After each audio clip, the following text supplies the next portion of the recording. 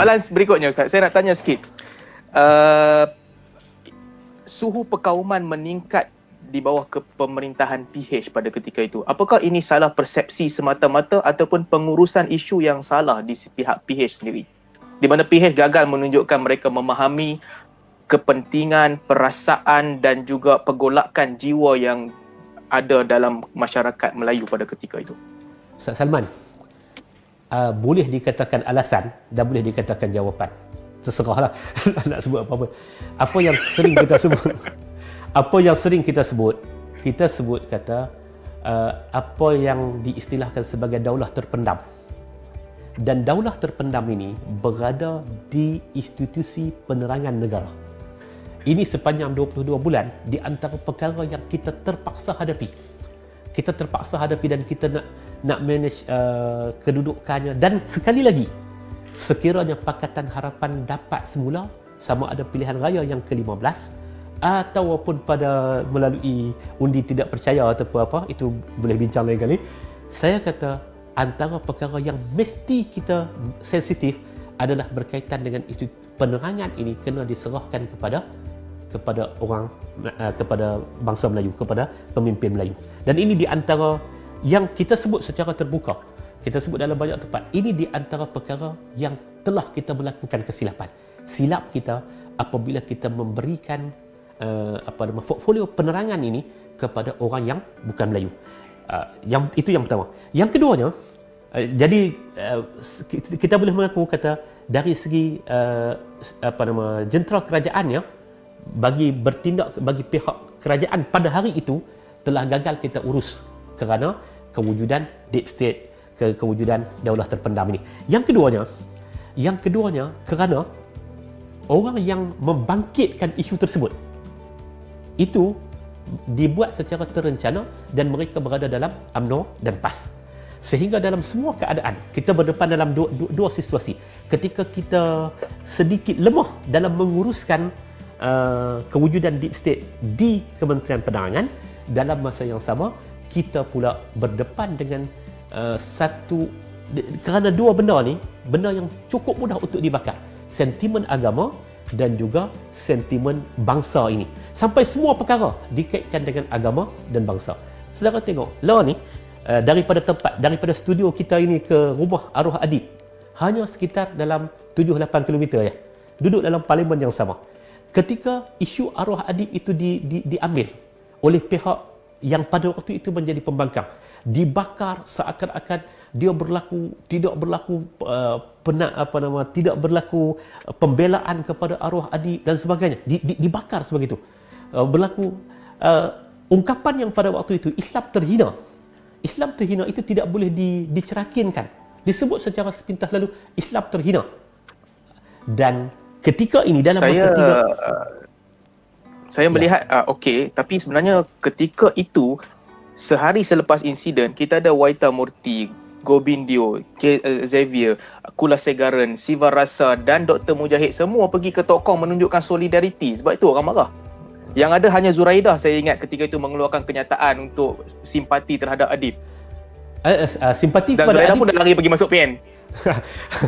Simpati kepada Adib juga keluar daripada pelbagai pihak. Saya sebagai pemimpin kecil, saya pada hari pengkebumiannya saya hadir. Esko Kerajaan Negeri Kedah, Datuk Dr. Ismail hadir, dan ramai juga hadir pada waktu itu. Sahibul Samahah, Datuk Mufti Perlis juga hadir untuk bahkan daripada menyambut jenazahnya, sehingga kita tunggu sebagai kebersamaan dan solidariti kita dengan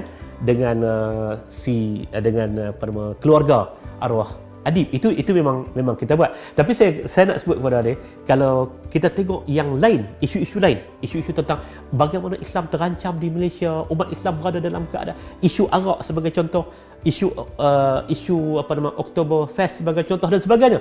Itu bagaimana reaksi yang dibuat oleh para pembangkang ini, seakan-akan mereka tidak memahami realiti kemalaysiaan itu. Dan mereka hantam sehantam-hantamnya. Dan hari ini saya bagi Ustaz, okey.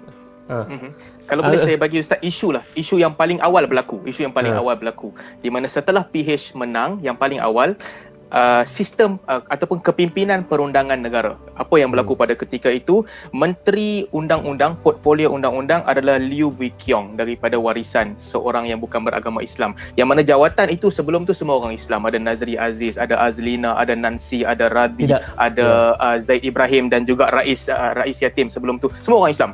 Dan jawatan Menteri Agama buat kali dia timbalan menteri sebelum tu. Dia timbalan menteri. Ya. Jadi kali pertama jawatan Menteri Undang-Undang, Portfolio Undang-Undang pergi kepada Bukan Melayu. Okey, menteri satu jawatan, tak apa.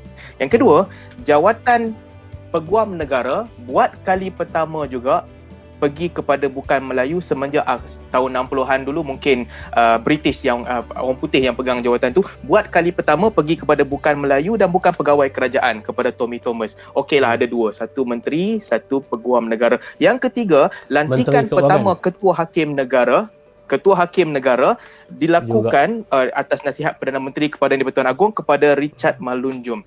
Kali pertama juga kepada Bukan Melayu sejak jawatan itu ditinggalkan oleh British. Jadi tiga jawatan utama dalam perundangan, menteri, Peguam Negara dan juga Ketua Hakim Negara, tiga-tiga ini hilang daripada orang Melayu buat kali pertama semenjak jawatan ini ditinggalkan oleh British dahulu. Macam mana orang Melayu tak terasa? Tiga jawatan utama sistem perundangan telah hilang daripada orang Melayu kepada orang lain. Jadi saya menampak bahawa ada sebab yang menyebabkan mereka merasa tidak tenteram. Minta jawapan, Ustaz. Okey. Yang pertama, kalau kita perhati betul-betul, sebenarnya Kementerian Undang-Undang ataupun Menteri di Jabatan Perdana Menteri Hal Ehwal Undang-Undang, Undang-Undang ini, dia bukan satu kementerian utama. Dia bukan satu kementerian utama pada asasnya. Maksudnya dia bukan satu kementerian yang cukup popular di kalangan masyarakat Melayu. Masyarakat Melayu, dia lebih rapat dengan Kementerian Pertanian. Dia lebih rapat dengan Kementerian Pembangunan Luar Bandar. Dia lebih rapat dengan kementerian-kementerian yang seumpama ini. Dan kita kena akui, dan itu pilihan yang telah diambil oleh Parti Amanah untuk berada dalam Pakatan Harapan. Dan apa itu Pakatan Harapan? Pakatan Harapan ialah sebuah gabungan yang kita duduk dalam keadaan kita semua adalah Malaysia. Kita saling tumpang menumpang, kita saling tampung menampung, kita bukan bersaing di dalam Pakatan Harapan. Ini satu soalnya, dan asasnya Parti Amanah Negara menyebut kita ingin menjadi sebuah parti Malaysia. Sebuah parti Malaysia, dan setiap pemegang IC Malaysia itu mempunyai hak dan wewenang untuk berada di sana, di mana-mana posisi ini. Ya, kita akui bahawasanya ada beberapa jawatan dan timbalan menteri pernah ada dan sebagainya lah. Jawatan-jawatan ini yang secara umumnya tidak pernah dipegang oleh orang-orang yang tidak pernah dipegang oleh orang-orang yang bukan Melayu. Yang dalam banyak keadaan dipegang oleh Melayu. Dan saya tak mau ulang apa yang disebut oleh alasan-alasan tentang kenapa Tommy Thomas, kenapa kepakaran dia diperlu dalam isu 1MDB dan sebagainya. Saya tak mau ulang itu.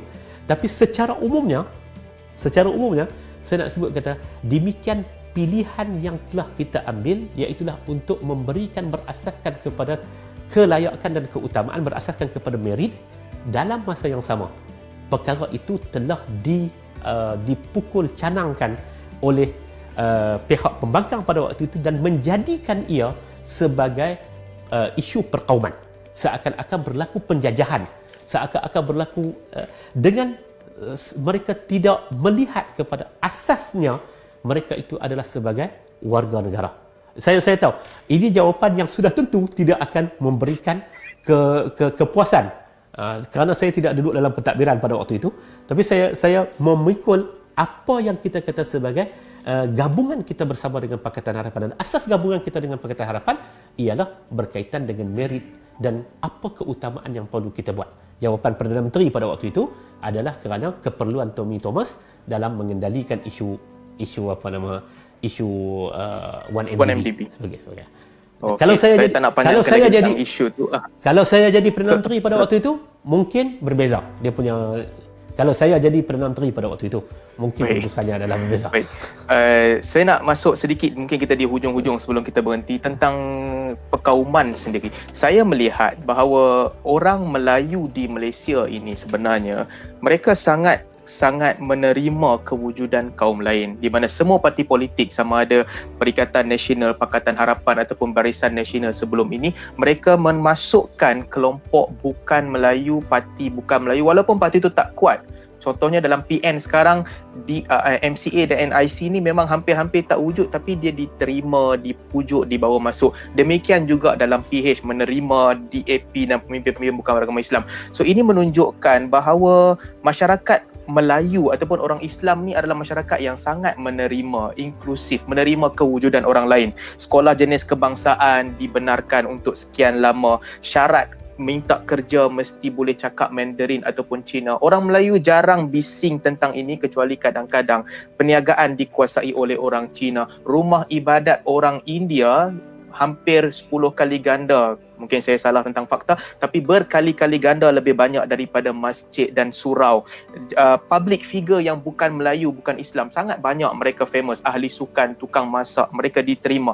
Mu'alaf yang bukan Melayu masuk Islam, diterima sebagai sebahagian daripada orang Islam tanpa ada sebarang prejudis langsung. Kamu ini mu'alaf, tak bagi kahwin dengan anak aku dan sebagainya. Isu itu tak wujud. Jadi saya melihat orang Melayu sendiri sebenarnya sangat menerima kewujudan orang bukan Melayu dalam masyarakat majmuk. Tetapi isu perkauman ini dia menjadi hangat apabila beberapa tindakan-tindakan ataupun ucapan-ucapan pemimpin bukan Islam terutamanya yang menaikkan sentimen kemarahan, dan ramai di kalangan mereka berada dalam DAP terutamanya, dan isu ini juga dipergunakan oleh UMNO untuk menaikkan semangat. Minta komen Ustaz dalam bab ni. Yang pertama, saya melihat begini. Memang masyarakat Melayu agak terbuka. Saya sendiri tak berkahwin dengan orang Melayu, saya berkahwin dengan orang Cina. Tiap-tiap malam tidur dengan perempuan Siam. Kita ada contoh. Memang kita boleh terima tentang penerimaan kepada orang lain dan sebagainya. Tetapi masalah yang berlaku kepada kita ialah kita, orang politik kita, mereka berbahasa dengan dua bahasa yang berbeza. Ketika mereka bertemu dengan Melayu, mereka akan bercakap seakan-akan untuk menjahanamkan Melayu, bukan Melayu. Ketika mereka bertemu dengan bukan Melayu, mereka akan bercakap tentang kedamaian dan sebagainya. Di mana contoh? Contohnya, kita boleh tengok sebagai ucapan, sebagai contoh. Sebagai ucapan yang dibuat oleh sebahagian daripada para pemimpin-pemimpin UMNO. Sebelum pilihan raya, selepas pilihan raya, dan sampai sekarang ini bila mereka berada dalam kelompok-kelompok mereka. Maka pada waktu itu mereka akan sebut tentang, dan dia bukan sekadar pemimpin-pemimpin DAP. Kita jangan lupa tentang Lim Kim Sai pada perhimpunan di TCPA, perhimpunan yang dibuat perhimpunan Melayu, Perdana Menteri, bekas Perdana Menteri Datuk Seri Najib pada waktu itu sebagai ketua pemuda UMNO. Dia bercakap untuk menghantar Lim Kim Sai balik ke negara China, ke tanah besar China. Dan pada waktu itu 1987 itu berlaku penangkapan secara besar-besaran kepada pemimpin pembangkang. Sentimen perkauman itu dimainkan oleh pihak-pihak ini, dan mereka tidak bercakap dengan satu bahasa. Ketika mana berada bersama dengan orang Melayu pun bahasa Malaysia, maksudnya dia cakap dengan nuansa Malaysia. Ketika berada bersama dengan orang Cina pun ataupun dicampur secara umum, kita bercakap betul-betul dengan kehendak Malaysia, dengan kedudukan Malaysia dan sebagainya. Demikian juga berkaitan dengan orang-orang agama kita. Orang-orang agama kita antara yang mempopularkan istilah kapiak laknat. Secara umum menyebut tentang kapiak laknat dan sebagainya. Jadi kalau kita perhati betul-betul, saya boleh akui. Sebab itulah dalam banyak keadaan, terutama lah ni 3 bulan ini, apabila pihak pembangkang tidak menjadikan isu-isu perkauman ini untuk membakar. Sementara kita duduk dalam PKP, hari ini hari yang ke-100, kita duduk dalam PKP ini, tapi dalam masa yang sama kita tidak mengambil angle yang sama, khususnya para pemimpin Parti Amanah, kita tidak mengambil angle yang sama untuk menyerang atas asas perkauman. Kita kata sebagai contohnya, hari ini dengan seorang menteri pengangkutan sebagai contoh, bila dia telah melantik semua pengurusi port di Malaysia ini, Penang Port, Kuantan Port dan sebagainya, saya dipahamkan hanya satu sahaja. Kemaman Port itu hanya diberikan kepada YB Ilyas. Kemaman sahaja diberikan kepada pengurusi Melayu. Kita tidak mengambil angle bangsa.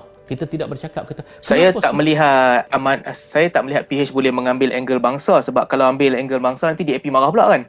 Bukan begitu? Tidak, ketika yang sama UMNO diambil ketika mana mereka berkawan dengan MCA. Hak ni yang saya nak sebut, kata bahasa. Tapi UMNO dominan, ya. Tapi bezanya UMNO dominan, betul? UMNO dominan dalam Barisan Nasional. UMNO dominan dalam Barisan Nasional, ya. UMNO dominan dalam Barisan Nasional, dan dalam Pakatan Harapan kita memilih untuk tidak ada parti yang menjadi abang besar dan dominan. Sebab itu kita, kalau dalam konteks lah ni, kita tidak mengambil angle bangsa kerana kita bercakap dengan satu bahasa. Kita pertikaikan adalah perlantikan, lambakkan orang politik dalam GLC tanpa melihat kepada merit dan keupayaan. Kita bercakap dari sudut itu. Kita tidak bercakap dari sudut bangsa. Tapi ketika mana UMNO mengambil dari sudut bangsa. Okey. Kalau kita nak pergi main isu bangsa, Ustaz Salman, dalam pelantikan baru ni ada beberapa agensi yang tidak pernah terlepas kepada orang Melayu, tidak pernah terlepas kepada bukan Melayu yang sudah ada dapat kepada orang bukan Melayu. Okey, tak apa, kita tinggal. Yang keduanya, watak-watak agresif ni, watak-watak agresif dan ekstrim, dia ada dalam semua parti. Watak-watak yang seumpama ini. Watak-watak yang seumpama ini. Saya tengok sebagai contohnya Dr. Kamarul Yusof kemarin, dia post dalam posting dia mengaitkan nama saya, lepas tu dia dah padam dah. Satu ketika tahun 2019 bulan Ogos, saya juga pada waktu itu telah mengkritik Ramasamy. Okey. Dr. Kamarul tadi, ya, cerita Dr. Kamarul tadi. Dr. Kamarul telah dia update dalam posting dia semalam, tapi dia dah padam dah lepas dia mengaitkan nama saya. Dia ambil screenshot tentang satu posting saya pada tahun 2019 yang kita mengkritik watak seumpama Ramasamy. Dan pada waktu itu sudah tentulah kritikan itu agak keras. Saya menjadi pemegang jawatan dah dalam parti pada waktu itu. Saya sebut watak-watak macam Ramasamy, watak-watak macam beberapa orang-orang yang disebut tadi, tambah Murti dan sebagainya. Watak-watak ini ada dalam semua, dan kita dalam semua parti, dalam semua kelompok, dan kita susah untuk mengontrol mereka. Minggu lepas kan, bila berbicara tentang beberapa watak dalam PAS sebagai contoh, PAS juga kadang-kadang watak-watak yang terlalu agresif dalam PAS itu agak susah untuk dibendung oleh PAS. Saya suka dengan jawapan Ustaz ni, di mana bila Ustaz sebut watak seperti Ramasamy, Waita Murti ni adalah watak yang tak baik, resis dan ada di mana-mana. Saya rasa jawapan ini lebih baik daripada jawapan yang dikemukakan oleh pegawai Menteri Agama yang kemudian saya baca dalam Facebook Abu Mishkat, yang mana nada dia berlainan, nada dia lebih kepada mempertahankan. Jadi saya suka jawapan ni, jawapan yang bagus, mengakui watak-watak yang kasar, keras ini ada di mana-mana, itu adil.